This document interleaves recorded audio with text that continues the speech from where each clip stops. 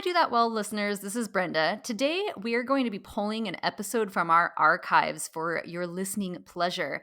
Do Boasting Well. This is one that I'm particularly excited to revisit because despite the fact that this is always something I'm working on, I know that it's something I need to continue putting my effort into. Learning to boast well is difficult, but we'll learn how together. Welcome to Do That Well. I'm your host, Brenda Brown, and with me, executive coach Karen Thrall. Today on Do That Well, we're going to talk about boasting and how to do boasting well. You may be thinking, people that boast are arrogant. I don't want to know how to do that well. For this episode, Karen and I want to encourage you to think of boasting as boldness. How can you be bold? How can you self-promote? How can you have confidence when it comes to speaking about yourself?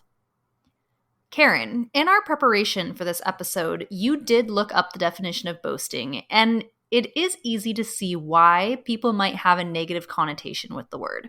Yeah, so it's understandable that people have a sour taste in their mouth for the word because it's not exactly a flattering way to describe somebody. The definition is talk with excessive pride. Talk with excessive pride and self-satisfaction about one's achievements, possessions, or abilities. So it's a very I syndrome. But what I like about us using the word is let's shock our system a bit. Because of that word, a lot of people, they eliminate everything. So, well, I don't want to be boastful, therefore I won't do any of it. So they eliminate the good and the bad. And so I feel like we need to start with boasting and what does it actually mean? And build our way to boldness. I think a lot of us need to confront, but I don't, I'm so afraid to sound boastful or that I'm bragging that I don't do anything. And that's what we want to address, is how to get you to do something. This topic, it is actually one that is dear to my heart because I personally am not someone that was raised or learned how to self-promote and how to boast for myself as I was growing up. Karen, I know I shared with you when we worked at Fluvog together. When I left Fluvog, one of the other people that worked in the corporate office wrote me this really great email saying goodbye. And one of the things they said to me was, "You were always such a quiet achiever." And that was the moment that I realized being able to articulate and talk about your successes and the things that you do well in a workplace is so important. I loved that he recognized me for being a quiet achiever, but I realized that not everyone will always recognize my talent if I don't know how to speak up for myself about it. Mm-hmm. That's right. Because even if we remember those words, achievements, accomplishments, successes, these are where you get to tell stories about things that you're proud of. It's very different from being excessively proud and focusing only on yourself and being really gratefully proud of your accomplishments. And that's what we want to talk about, is how do you communicate that sincere, genuine pride you have in your work and who you are as a person. I don't think that we can really talk about this topic without also addressing it is uncomfortable, and it isn't something we all learn to do from a young age. It doesn't come naturally to everyone. I know, Karen, you had some thoughts on why it is such an uncomfortable or an awkward feeling for us. Mm-hmm. I find it interesting that what words are we okay with? Well, we're okay with self-aware. We're okay with self-actualized. We're okay with self-discovery. So we are okay with some self stuff. And where we are not okay is self-glorification, self-centeredness, selfish. We're not okay with those. So we have to find the paradox that although I don't want to be self-glorifying, I do want to be self-actualizing. I do want to be self-aware. And in those areas is where self-promotion comes in, and where you don't need the bravado, and you don't need the bragging, and you don't need a large ego to really fill up the room. But you do need to self-promote and knowing at that healthy place. And so I have a theory one theory of many of why we do this. And that is the first time I heard about it was through Jim McNeish, whom I've mentioned before, a fantastic facilitator of human development, really a real knowledgeable person. And he introduced this whole thing of bioenergetics. And bioenergetics is a therapy for people who've experienced trauma. And in all that development, he taught about how we as these little humans have 5 distinct rights. And one of them is the right to assert real feelings. Okay. The right to assert real feelings. So here we are, we're asking you to boast, and we're being playful with the word because we want you to rethink how you view, how you self-promote. And you're afraid to speak up for yourself. You're afraid to give yourself a standing ovation when asked of your accomplishments. And it might be for some, it might be because you've never really learned how to assert real feelings. And think of that word, assert. Be bold with your real feelings. Be vocal with your real feelings. Be confident with your real feelings. And so many people, when they struggle with that, they go into a humility. Well, it's like you said, I don't want to be arrogant. So they become humble. And they take a humble posture, which is wonderful. But out of humility, there needs to come this boldness and confidence and a self-assuredness. So in your childhood development, some of the things that might have happened, and it's never a bad intention. It's not like your parents were like, I'm going to make this really hard for you. Haha. They were sincere in raising you. They were. However, some people get stuck here and they didn't know how to develop out of it. So some of the things you might have been heard growing up is a child is seen and not heard. A child speaks when they are spoken to. A child remains quiet and raise your hand. Use your inside voice. Use your words. Settle down. That's enough. Be quiet. Like all these things that the parent is just trying to raise their child properly, but sometimes the child in their development stage gets stuck there and they start creating a belief system that I better not be too loud. I better not enter the room. So if people listening, if they go, wow, I kind of do. That really does. I do feel held back in my voice. Then you're going to have a hard time self-promoting. And so boasting is going to be like a big no-no because that's inappropriate behavior. So if you're raised to have appropriate behavior, you're going to have a hard time self-promoting because you think it's inappropriate. And that's a belief system that you've carried with you that you've never challenged. And we have to find out when is self-promotion healthy and when is it not. I don't know about all of you listening, but that actually really did resonate for me. I have never been explicitly told to me, but there was an undercurrent of don't speak unless spoken to. There was this, again, sort of unspoken idea that I should always be very polite, that I shouldn't speak up unless I was addressed first. I remember going to friends' houses when I was a kid, and I literally would come home so parched and dehydrated because I wouldn't even ask for a glass of water because I thought that was impolite to ask for something unless it was offered to me. So I definitely see how that would play in, how your upbringing and the values that are instilled in you in your youth, how that would play into then being a fully formed adult that doesn't know how to self-promote and how to speak up. I want to pull out, you used the phrase, use your words. Now, that also reminded me that when it comes to boasting and self-promoting and being bold, for me, sometimes it's about not having the correct language or the correct words to properly articulate, especially when it comes to the workplace. I do think this is applicable for people that are in corporate workplaces as well as entrepreneurs and artists, which we can get to in a moment. But there's a bit of a language, there's a bit of a way of knowing how to actually go about promoting for yourself. And it is something you need to learn, I think. Yes. I have a story to go with that to complement what you're saying. there's a gentleman, I wish I could use his name, but I haven't asked permission, so he will remain anonymous. I interviewed him for a job, and he was really pleasant. We were at a coffee shop, and I really enjoyed the conversation. It flowed.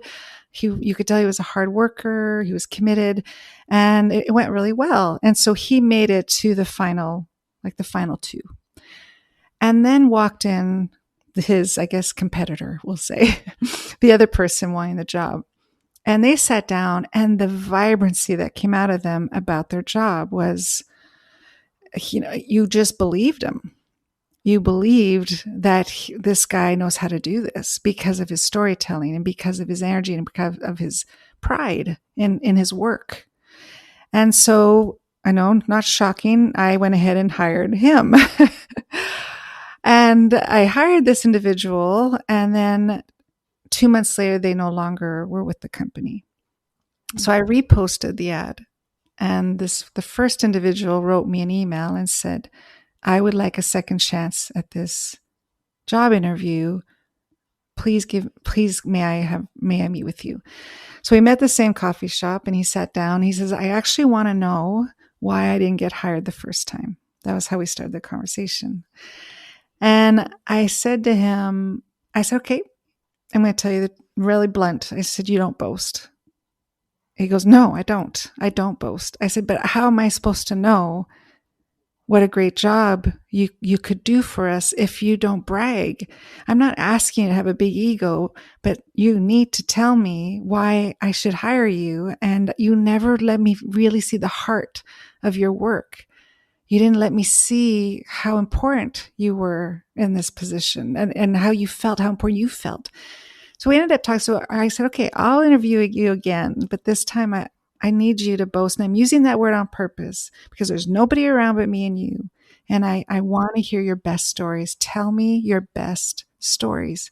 It was awesome.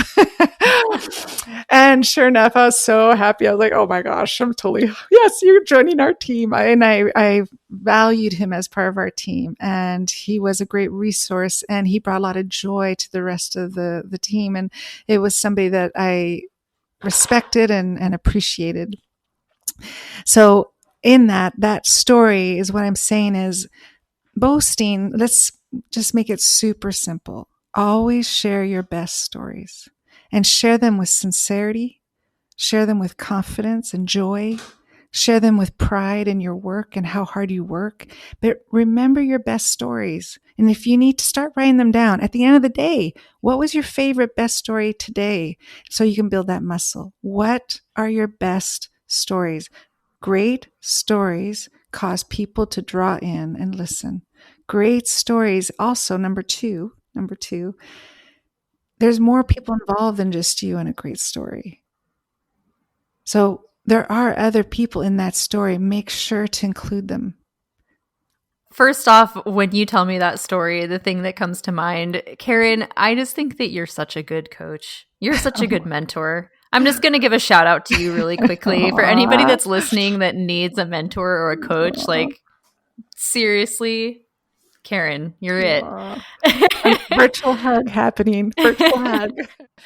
No, but if you can master storytelling and find ways to talk yourself up, but through stories and including other people, I think that can become a really accessible way to do it. If you're somebody that's not very comfortable speaking highly of yourself, if you tell a story, but you include the other people that were involved in that story, now it's a story about all of your friends or all the team, whoever was involved. And you're not just saying, well, I'm really good at this and I'm really good at that. So I really like that tip. Mm-hmm. There's also a third point I would say is that this notion of gratitude and thankfulness. Another word I would incorporate is this feeling of feeling fortunate.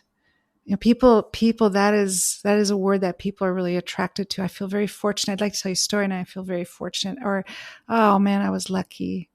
It was really an opportunity that knocked on my door. It's that humility can be seen through you self-promoting in a way that shows your gratitude as well. So that's the third thing I would say as well. Now, because we said we'd go back here, I want to quickly talk about why boasting is an important skill to have, both in the corporate world and as an entrepreneur or artist. In the corporate world, again, it's a bit more apparent why it is a necessary skill. I think that is the way that you can get recognized. Again, not everyone's always going to see you as the quiet achiever. So it's a way you can get recognized. It's a way that you can get promotions, better jobs. Even as you, in your example that you just gave, it's a way to stand out in interviews. It's a bit more apparent why that's a good skill. But for the entrepreneur and artist, it is a bit more nuanced. However, I do still think it's important. Mm-hmm. What do you think, Karen? Mm-hmm. Well, the first thought that it came to me, I'd like to talk to the artists, the people that would actually like their career to be in the art spectrum. The way an artist would self-promote is the boldness. Boldness is key for an artist, no matter what it is. If it's painting, it's being bold with the expression you're going to put on that canvas. It's being bold and letting other people see your art. If it's in acting or any type of performance or entertainment industry, there is an absolute energy of boldness that goes before you. Boldness doesn't have any apology attached to it. See, if we're so worried about self-promoting, it can come across like you're apologizing about yourself. So when I speak to the artist, and I just love their heart, I love their passion, with no apology. Never apologize, because that's the beauty of art, is it's unique, it's emotional, it creates a reaction, and it's subjective. Somebody's going to like you and somebody's not. That's art. I'll love a painting, I'll love a movie, I'll love a song, and you might not like any of them, but that is art. So for you to go in unapologetic, and if you could even just practice that, I will no longer apologize for the talent that lives within me, and you're bold with it. So for sure, for artists, I would say that. As you said earlier as well, artists already, typically, we're generalizing here, but typically artists already do have a knack for storytelling and for expressing. If they can take that same mindset and then just filter it through the lens of knowing how to use their words to express things about themselves, all of a sudden it becomes a much more obtainable skill set for them to have. And I'm going to tag that because that made me think of this. For an artist, when it comes to self-promoting, because it's going to be a unique field, let yourself be noticed. That's the other thing with not apologizing. Let yourself be noticed. You have an emotional talent. Your talent is going to cause an emotion in me. I'll either like it or I won't. I'll either feel it or I won't. I'll either identify or I won't. But you're asking me to feel something. So when you enter into that place, let yourself be noticed every day, all day long. Walk into a grocery store and let yourself, because that is the art of an artist. And that goes with the territory. And so that would be the other section of don't apologize. Let yourself be noticed. Words of wisdom here. I love it. Now, let me ask you this. Beyond going back, and if we're one of these people that had messages as they were a child to maybe not self-promote, beyond rewiring ourselves completely and facing childhood patterns and all those sorts of things, no big deal, really easy stuff, right? Beyond that, and then also beyond storytelling, are there any other small steps we can take to try and start our journey of knowing how to do boasting well, to try and know how to start self-promoting, to start being bold? Another thing I would suggest is, see, in your childhood development, and again, I got to say, not everyone gets stuck there, and it doesn't make the parent a bad person. It's that it just happens sometimes that we create belief systems. Oh, okay, so therefore I should never speak. No one told you should never speak, but we create belief systems to self-protect ourselves. It's very normal. I could do a whole episode on mine. all the things I believed about myself that I've had to deconstruct. So it's really normal. And however, it is a very real thing. it does keep people from really pursuing things that they want. So super, super important. So think about in elementary school when the teacher asks for a volunteer and you raise your hand. You raise your hand, and so you get picked. So, Brenda, I see your hand, I pick you. See the self-promote. So an easy trick is you actually have to volunteer being chosen. You have to put your hand up and go, pick me.